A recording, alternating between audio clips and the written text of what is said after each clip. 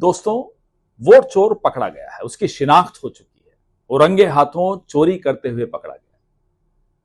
सबूत इकट्ठे हो चुके हैं। राहुल गांधी जी ने कई सबूत सबसे साझा भी किए हैं और कई सबूत आ भी रहे हैं, लेकिन चोर आड़ ले रहा है। चोर बचने की फिराक में है, चोर बच के भागना चाहता है। चोर इतना बौखलाया हुआ है कि गृह मंत्री संसद में गाली गलौज पे उतर आए हैं।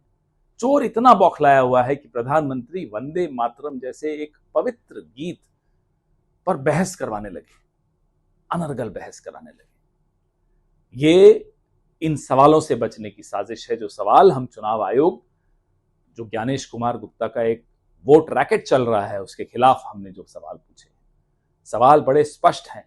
जवाब भाजपा अपनी अपनी तरीके से दे रही है लेकिन जवाब मिल नहीं रहे। क्यों चीफ जस्टिस ऑफ इंडिया को चुनाव आयुक्त के सिलेक्शन पैनल से बाहर कर दिया गया? 2024 के लोकसभा इलेक्शन से पहले क्यों पूरा कानूनी इम्यूनिटी, लीगल इम्यूनिटी चुनाव आयोग, मुख्य चुनाव आयोग को दे दी गई? क्यों 45 दिन के अंदर सीसीटीवी फुटेज को डिस्ट्रॉय करने का नियम बनाया गया, नियम बदल कर यह नियम बनाया गया? क्यों मशीन रीडेबल, बिल्कुल ट्रांसपेरेंट तौर पे हमें वोटर्स लिस्ट नहीं दी जा रही? और कैसे भारतीय जनता पार्टी के नामी चेहरे, नेता, कार्यकर्ता अलग अलग राज्यों में वोट देते हुए दिखाई दे रहे हैं? ये सवाल बड़े स्पष्ट हैं। राहुल गांधी बार बार पूछ रहे हैं, खड़गे साहब बार बार पूछ रहे हैं, कांग्रेस पार्टी ये सवाल बार बार पूछ रही है। लोगों के मन में एक दहशत है।